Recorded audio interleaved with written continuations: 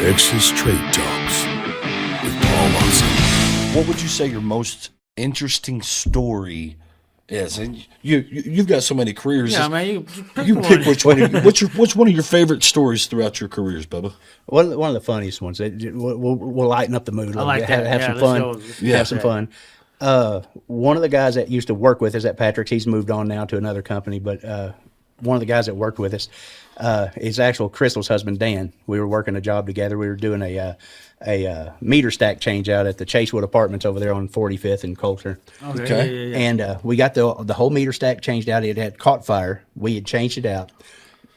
And we go to start, the inspector was there with us. And the inspector was kind of just watching us because he had to verify that the meter that we're putting back into the socket was the one that went to that apartment. So we're doing them one by one. Well, because it caught fire, there's a carbon trail on the back of the meter, and we didn't realize that. And Dan went to put that meter back in that hot meter socket, and it exploded. Just boom, arc flash, you know. Well, Dan is a Marine, and he's not only just a Marine, he is combat-proven Marine. So he did what every combat-proven Marine would do. Right in. He never phased him. It blew up, fire went everywhere, sparks flew everywhere. He never panicked, never moved. He just froze in that spot. Me, on the other hand, that was standing behind him, ran over the inspector. Ron Gibbs. Ron Gibbs was a little short, kind of squatty guy. I ran him over, like just plowed him to the ground. Just try to get away or something? He absolutely. Somebody had to be free to call 911. There you go. You know? But I swear, Ron had Nike marks on his face from where I just ran over. And so Dan and I used to get into some fun times like that. We went on the same thing and went to another meter socket call on some apartments over here. And one day we were both over there, and we could tell it was burning. You could smell it burning. You see smoke coming out of it. It's getting ready to melt down. He opens it up, and he sees in there that, hey, this lug's loose. Maybe I can tighten it up and stop this. And so he looks over at me and says, hey, do you have a 1/2-inch nut driver? Well, of course, I was Mr. Electrician. I had this huge pouch on my side. I had everything in it. I hand him that 1/2-inch nut driver, brand new Klein nut driver and everything. He looks in there, and he reaches in, and it does the same thing. Just, sparks fly, smoke flies. He freezes again, does not move, pulls it back, and the whole end of the metal end of the nut driver is gone. He just hands me back a handle. And I was like, bro, you just burnt my tools. Melted my tool, man. But it just goes to show you, like me, I would have dropped it, ran, it would probably blew up and, been crazy. But Dan being, who he is, he just freezes and doesn't panic and like calm collectively hands me that handle, burnt smooth off back. I was like, bro. I think it belongs to you. You can have it back now. That's admirable. That's a lot of control there. Yeah, that's a lot of control. And Dan, he was an excellent electrician. He's a master electrician as well. And we kind of talked jobs off of each other quite a bit. He's still a great friend of mine, and love the guy. And but yeah, we've had some fun times together. I've had some pretty horrible times before. I can only imagine. It's all good to me, though. That's just the way it is. Sometimes you got the good ones, you got the bad ones. It's all life. I think we've all had bad experiences in our trade, but it's the good that gets you to the bad. Kind of like in marriage, it's the good moments that get you to the bad, the bad moments that get you to the good. Yeah. Exactly. So, what are some of the things that you see in the industry? So for us, and I'm sure you probably have the same struggle, is getting people that actually want to work. We've been blessed. We have some young bucks that are working for us, and they are outstanding individuals.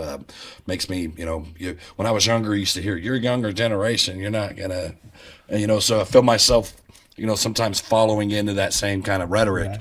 And then, I meet Jesus and Sam and Elijah and, some of these younger guys, and they're out there doing it. They're out there killing it, right? So and we've been blessed to get them into the industry. But as a whole, it's a struggle to get qualified people in the job. And I'm not talking about just qualified; they know how to do electrical.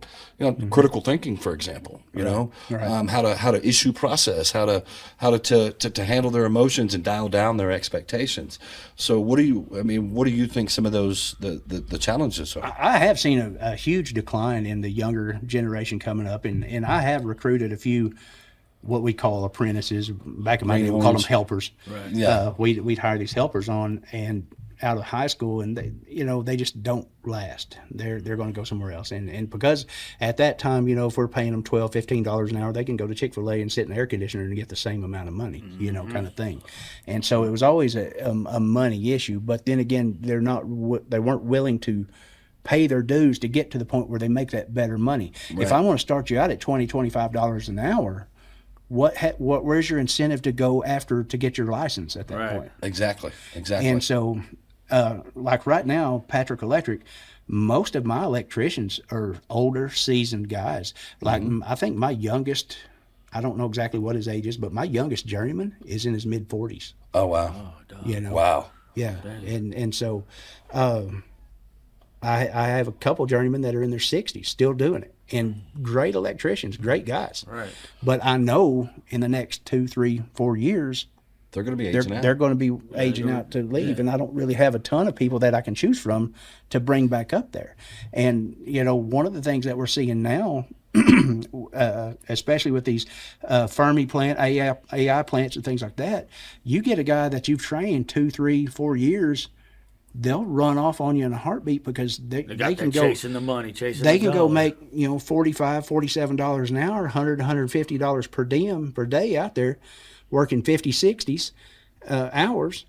What's their incentive to stay with me? And for me to be able to pay that, you have to raise your rates. I have to raise my rates, which in turn bites me because then I lose customers. Customer base. Yep. Because right now it's really not because that we're higher on our rates than anybody else in town. We're actually lower than everybody in town. Priced. Yeah, really are. So I feel like we're at a great place there, but we're even seeing the decline in people getting work done now because of the rate that I'm at.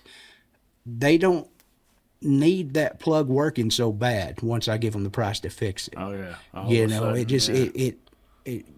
You can't price yourself into work and you can't price yourself out of work. You have to find that perfect in there.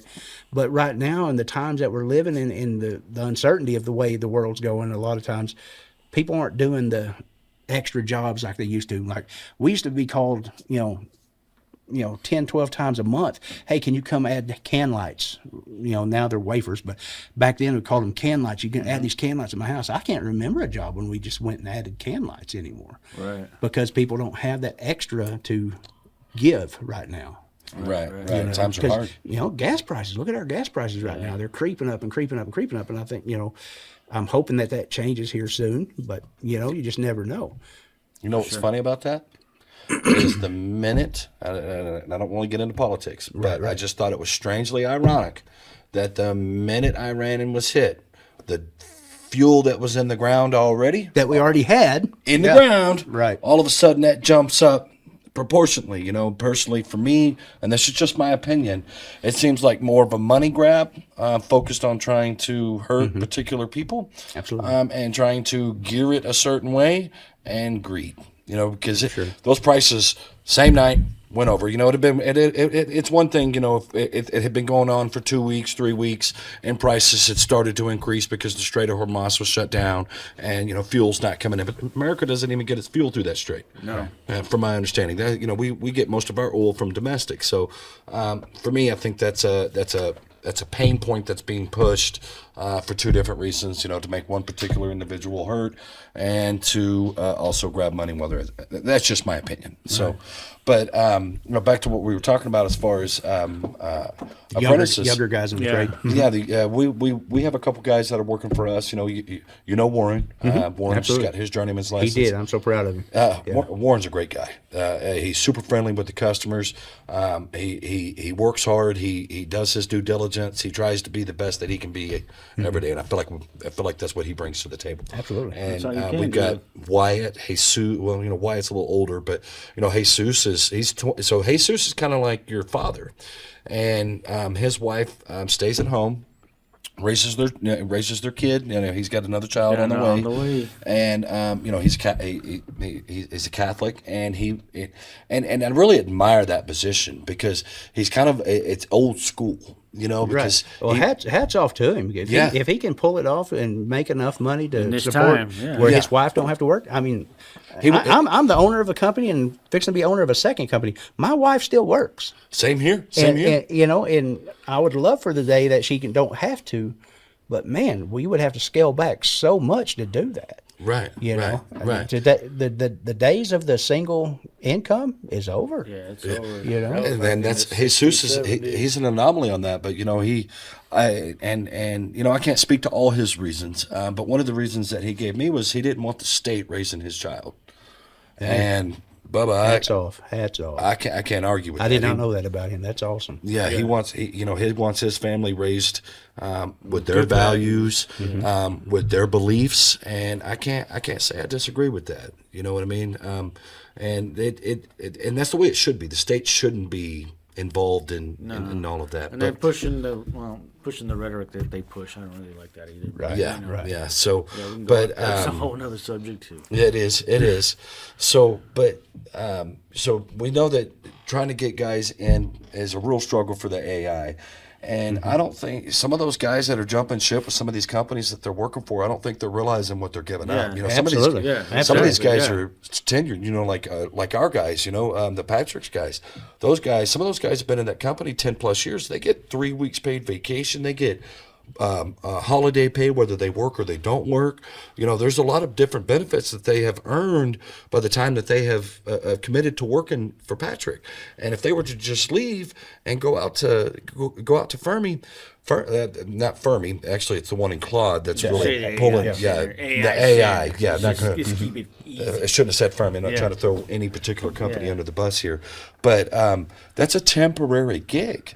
And if only you gonna go on for if so you're long. late, they start taking those perks that they're giving you. They start taking them away. Oh yeah. You know what I mean? They take that per diem away. They take that extra incentive pay away, and they'll start reducing your hourly rate, and then they'll catch you loose. And the guys that I've talked to, the younger guys that I've talked to that actually went out there and is working there, they are not building their skill set at all. No, it's just it's a redundancy. It all it is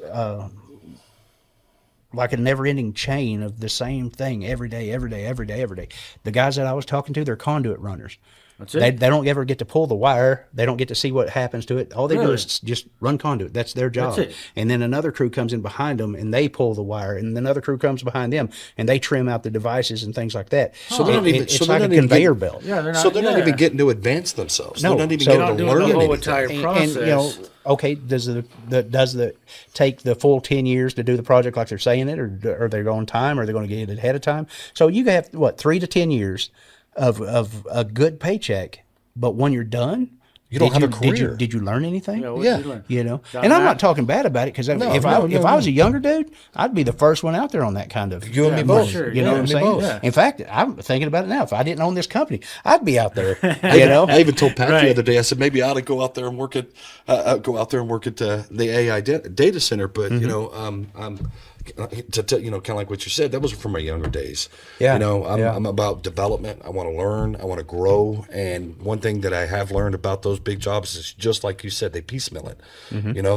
You have your guys that go in and they hang their hangers. You have the guys that bring in the pipe. You have your guys that hang the pipe. Absolutely. So it's so like when I was in Las Vegas, you had when I very first got into plumbing, you had your gas fitters, you had your water guys, you had your PVC guys, you had and that was broken down by phase. So on the underground, you had guys that did the PVC, the ABS, and even then they didn't cut and measure anything.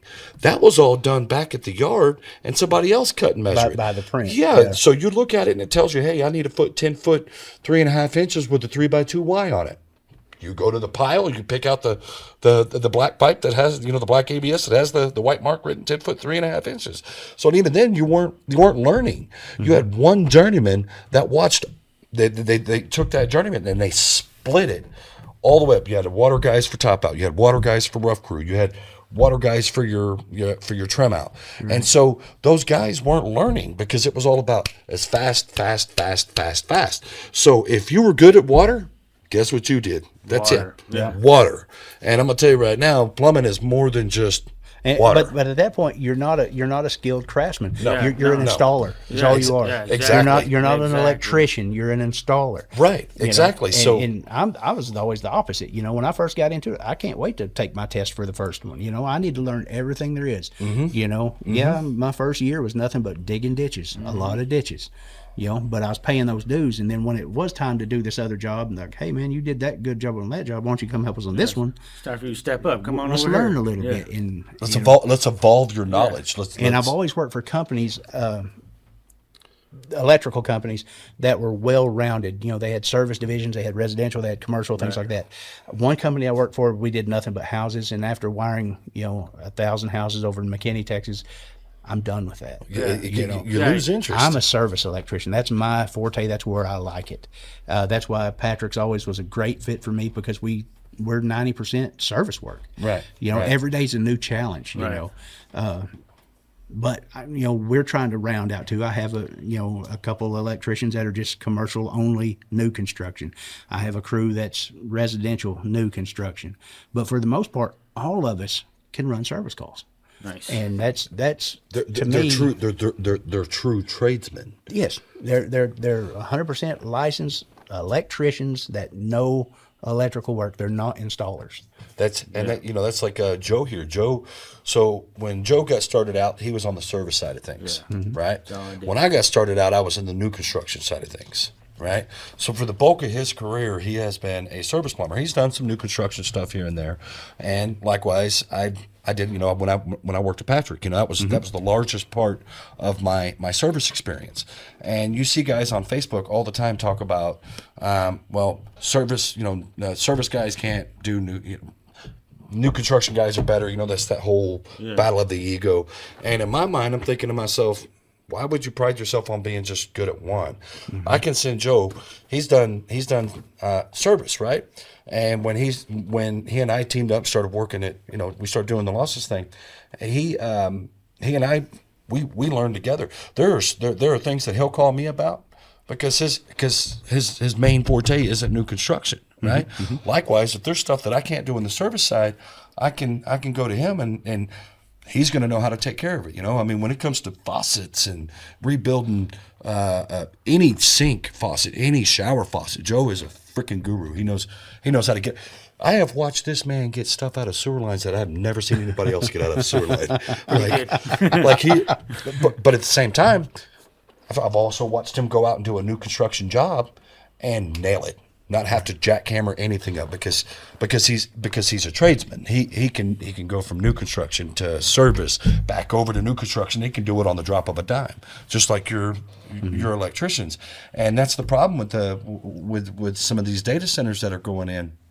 It's just like you said, they're piecemealing it. Yeah, they'll be out there 3, 4, 5, 6 years, whatever. But when that job's done and they need a job and they come to me, I was like, okay, what can you do? I've been an electrician for 4 or 5, 6 years, whatever. You're like, great, cool. Okay, cool. you can run conduit. I'm proud of you, but okay, now let's. Yeah. What size wire are we gotta going to do the use next this? step, What can Right. you calculate the voltage drop? Can you do this, this, and this? And it's not going to be there. That's the problem that I'm seeing with it. Yeah. If they were to be able to move around and see it, and that's I love new construction from the fact that I think everybody should start in new construction. Agreed. That way, what's behind that sheetrock wall before Agreed. you cut it or whatever. You kind of have an idea. So I think that to be well rounded, you need to start into the new construction side of it just so you could see what's there because you don't have X-ray vision. You know how this plug is ran from this plug, from this plug, from this plug. Generally how to get it there. Right. And so you kind of know where to look for fire blocks and things like that and walls Right. because you have that knowledge to you. But, if all you do day in and day out is put the pipe in under the concrete or if you put home runs in the attic or something like that and that's all that you do, you're not well rounding yourself, and you're not going to be useful to me as a service company. Well, or to yourself or to your customer, because if they've spent 5 or 6 years stacking, and let's be honest, most young guys, what do they do with that money? They go out and buy a new truck. Oh, yeah, or they'll yeah, go out yeah. and buy a house, or they've got the latest, the latest and newest, coolest clothes and tech. What they don't know is they can stack that into a 401k, or they can put it in a Roth or something right now. And when they do retire, they're going to have a stack of money.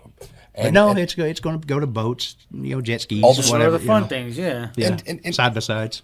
part of me is like, well, you got to have a little bit of fun too, so I can't say I blame them. But then again, if I was 17 years old starting over again, I'd do the same thing. I wouldn't. 100%. It took me 53 years of my life now to figure out that kind of stuff. I wish I would have known back then. Yeah, for sure, and for sure. they think of us as old heads, and that we don't know what we're talking about. And I say that because that's how I thought. But when they get out of that 5 or 6 years from now, whatever the longevity is, they're pretty much going to go right back to the bottom, and have to. They're going to have a financial shock, because eventually that job is going to end, and that those companies are not. And I can't say for anything, speak for the union in its entirety, but they're in it to make their buck, to accomplish a mission. Their mission is not you. Their mission is not training you to be a good electrician. No. They just want the end product. They just want you to finish. And a guy that does conduit every day is a lot faster than mixing it up. And there's a place for that, but not necessarily in a company like mine. No, there's not. But out there they'll get their hours. In the state of Texas, the Texas Department of Licensing and Regulation says that after 4,000 hours you can take your residential wireman's test. After 8,000 hours you can take your journeyman's test and things like that. So if you got 8,000 hours of conduit running, or 8,000 hours of pulling wire, not knowing how it works, you're setting yourself you've up. never seen that code book, you're done. You're toast. You're not going to pass that test. Yeah, so that high tide that you're riding on, it's only going to ride for so long. Yeah, it's going to kick you in the throat and be like, man, you don't know much. Right. And I get it, but like I said, it's not. It's an investment in the AI centers, not an investment in the community. Yeah. Because if it was an investment in the community, those guys, when they came out, they should be able to wire that entire data center. But it's just like you said, they're just running conduit, and then other guys are coming in and pulling wire, and other guys are coming in. That sounds just like Las Vegas. They're about churning out projects, not investing in the guys that are actually doing it. So.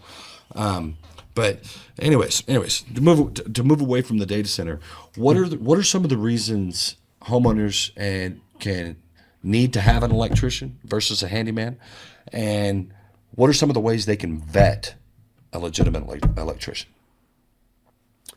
Let's go to the handyman first. I know a lot of guys that are out there that are true handyman, and they're the jack of all trade, more or less. Yeah. And there's some great ones out there. for sure. I know some guys that are just outstanding. But case in point, yesterday, a lady calls me. She's having trouble with a ceiling fan. Our electrician went out there trying to find it. They couldn't figure out what's going on with it. There's not a switch in this house, nowhere that controls that ceiling fan. It's constantly hot, but for some reason it's not working.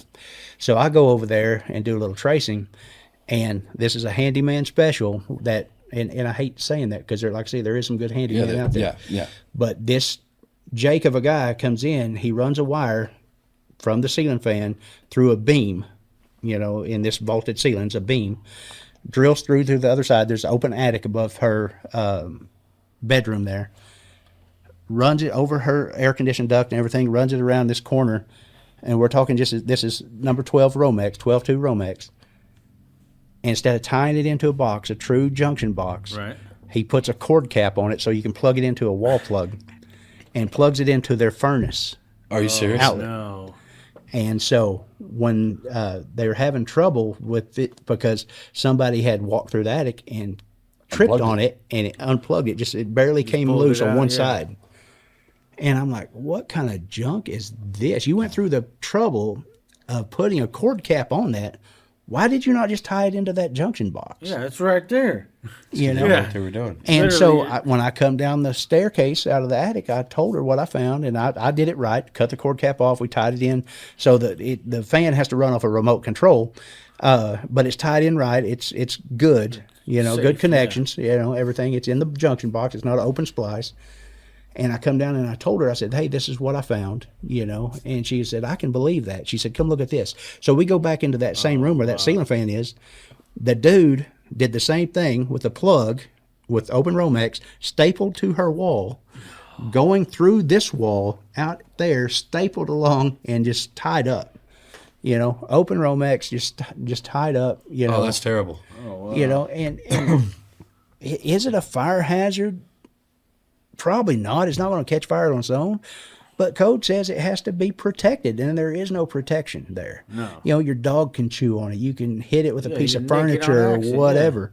And this is an older home, so there's not any artful circuit breakers in there. So if something was to happen, there's a potential of fire there. Right. Right. Right. And I'm like, my gosh. And I said, can we take care of that while we're here? Yeah, while we're she here. said, absolutely. Please do. But, in that way, the handyman special, that's the person knew how to wire it because he got the hots right, he got the neutrals right, he got the grounds right. So he knows how electricity works. But non-code compliant, and why would you put a trip hazard in an attic that's going to unplug your fan, your ceiling fan? Right. So that, there's a reason why you need licensed electricians. Guys. And it is hard to vet electricians out. I know some companies, some friends of mine that when they hire, they give you a test right there at your job interview. You can tell me how many houses you wired. You can tell me how many service calls you ran, but I don't care. Draw on this piece of paper a three-way switch and how it works. Smart. That's great. That's absolutely outstanding. That's fantastic. That gives me ideas. Yeah, and just a simple test just to see where you're at. And, when I bring on new electricians or newer electricians, I don't take it that everything. Yeah, you have a journeyman license in your pocket, but I've had journeyman licenses come in and apply for me that didn't know anything, typically because they were pipe runners or whatever. So I'll bring you on. I'll give you a shot. But that first 90 days is where I'm really going to judge you and where I'm going to end up placing you on your pay scale. Fair. Fair. So, you come in and asking for $35, $40 an hour. I'm going to start you off at this, We'll see and just see where you're at. Because a lot of times they're going to come in inflated anyway on what they're asking. Mm-hmm. But, we'll start you out at this. You got 10 days to show me what you're worth. And there's been some that I'm like, my gosh, even what I started them at was too high. And then there's some that are like, just recently I hired a HVAC technician that, he actually come in asking for lower, and I gave him what he asked for. And after 3 days, 4 days, bro, you shot yourself down. Here, let me give you some money because I know that's somebody I need to hang on to. Yeah, right. For sure. Right. Yeah. Oh, yeah. Yeah, we have. So even though he asked for that and I gave him that, I knew he cut himself too short on that. And see, that's what I like about you being fair, being honest. Yeah. We had I did something sort of similar with one of our apprentices the other day. And he was just being straightforward. He wasn't being threatening. He wasn't being, I'm dissatisfied, I'm unhappy. He was talking about the data center and where he needed to be per hour, what they were trying to give him to come over. And it's like, man, he's a valuable asset. And he has a need. And if he's going to help us with our mission, it's our obligation, our duty to help him with his mission. So, I mean, you did the same thing with your HVAC guys. So, I mean, I think that type of thinking is critical in the business world if we want to keep the guys that bring value to the table. Absolutely. Right. I mean, right now in the times that we're in, we have to kind of take what we can get. I haven't had a true journeyman electrician walk in my door and hand in an application in years. And they're just not there anymore. Right. And so the ones that you have, you kind of take it with a grain of salt kind of thing is, I want the guys that's there by 15 minutes early every day. Yep. Mm-hmm. The ones that have their paperwork done the day before. The ones that keep their vans, their service trucks organized and clean. I want that. I want the nice clean uniforms, the good hygiene, things like that. That's what I want. But sometimes we have to sit there and overlook that. Right? We have to overlook that just a little bit, because you're running a risk of running off somebody, you know, and you don't have anybody in the reserves to, you know, to take them. You know, when I first came to Amarillo and became an electrician here at Patrick, there's 10 other guys waiting outside that door to take your spot. Yeah. You know, Not anymore. Bobby was a great guy. He was a fair guy, but you did your job, and if you didn't like it or didn't do it the way he liked, you were gone. Yeah, 'cause We you don't knew we there don't was have somebody. that Yeah, no, anymore. 'Cause I mean, it's gone. if I run you off because you're showing up at 8:01 every day, you know, there's nobody to take your spot. Right, right, and I think that's part of the problem that some of the guys know that, and they take Take not, advantage. Take of it. advantage. yeah. No, Absolutely. there's no. I will say there are some of our team members, both on the well, in fact, all the Lawson's guys, and just about every one of the Patrick guys, they do not operate like that. They have not given me that impression, and you know they hold themselves accountable and they're honest, right? So, but some of the other guys, we put out an ad the other day in the plumbing talk group, right? And we were talking about the amount of paid time off we offer and all this stuff. And the first question on the first comment, well, do you pay as much as the AI data center? Well, I'm not going to discuss pay in an open Right. public forum like that. You know, that's all based on experience. And you know, of course, you know, we have one of the Scott guys. How do you know you offer this? I don't know. I used to work there. Maybe that's how I know. But that's the mindset. You know, you're going to give me more, and I'm going to take more because you have to. And that's what I'm saying. The world has kind of gotten away from being accountable, being responsible, taking pride in your work, making sure. Because you know, when we go out and work on a customer's house, at the end of the day, we're all customers. You know what I mean? I've got to trust that you can do what you need to do when I have you come out to my house and work on my house. You know, when I take my truck to a mechanic, the mechanic's going to do what he says, and he's going to be honest about it. You know what I mean? And the people, and that's what I was getting at. We've been blessed that we've gotten a few of the younger guys that have that type of thinking. You know, Right. But generally speaking, you know, we went through 7 guys before we got to those 2. Right. You know what I mean? So, I mean, I had one guy show up wearing a pair of jersey shorts and a pair of flip-flops and a tank top. I'm going to tell you right now, guys, that's not how you show up for a job interview. You especially don't do trying to be a that. plumber. You know, you know, they say you dressed a little bit better than your Sunday's best, and I think that's a good principle to operate with. So, I'm going to break it up with a funny story real fast. Yeah, This let's hear is it, let's hear it. hilarious. I had a great time with this. A few years ago, we needed a new receptionist at Mm-hmm. the office, and I do all the interviews. Crystal and I do a lot of the interviews for the ladies in the office there, Mm-hmm. the assistants. And we had one that applied, and she was 20 minutes late, and I was like, okay, I got stuff to do. I can't sit here and wait. I'm out of here. Well, she finally shows up, comes in her pajamas, right? Oh my gosh. Comes in with with like a really thin shirt with no supporting underneath. Oh my god. no Right. apparatus to support the. Okay. Not that I could tell. You could tell she had just woke up, was late, didn't bother to call, walks in, and I was like, you know what? Let's just interview her and get her out of here. 2 minutes into the interview, this cell phone starts ringing, right? She goes, hold on a minute, reaches in like this, pulls her phone out during a job interview, answers the phone, Are you serious? has the conversation. When she's done, I'm just sitting there staring at her like, oh my What? gosh. Does this really happen? You know, I don't expect happening right now? I don't expect her to show up, you know, dressed to the nines with a coat and tie on or whatever. We're electricians. We're tradesmen. This is my uniform every but day. Yes, Yeah, if that's I fine. walk in here, That's I'm like, fine. man, I'm totally fine with that, but at least comb your hair, brush your teeth, something when you show up, and don't answer the phone. No. Because if you're on that phone during your job interview, What are you I gonna do know with the you're going to customers? be on that phone at the customer's house or at my office, and why should I pay somebody for that? Exactly. Agreed. But come to find out, I get more and more of those people coming in and applying, just so they'll at the end of it, they'll ask you, hey, can you sign this paper for the Workforce Commission so I can get credit for coming by and talking? Because if they don't get that credit, they they don't get their want check. a job. Yeah, No, they want just work. You're Yeah, wasting all our times.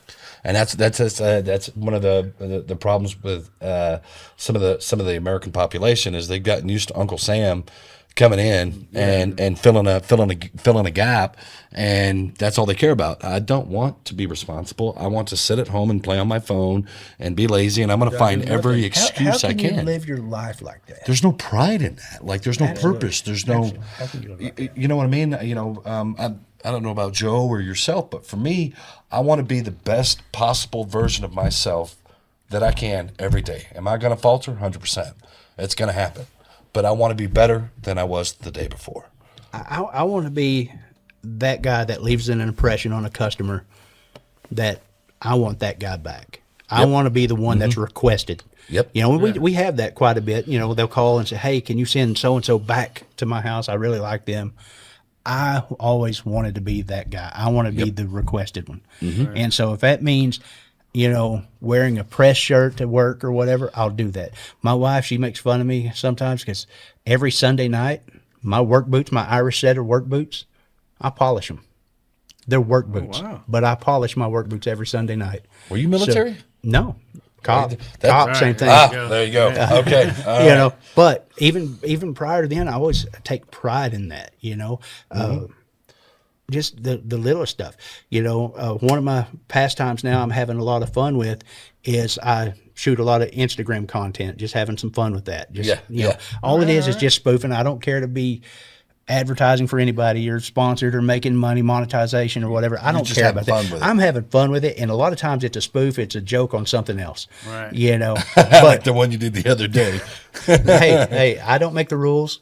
I just drive a white truck. If you know, you know. But you know, I like having my tools clean. So a lot of times on weekends, if I don't have nothing to do, I'll pull my tool pouch out. I oil them. I wipe them down. They look like brand new tools, and they might be 20 years old.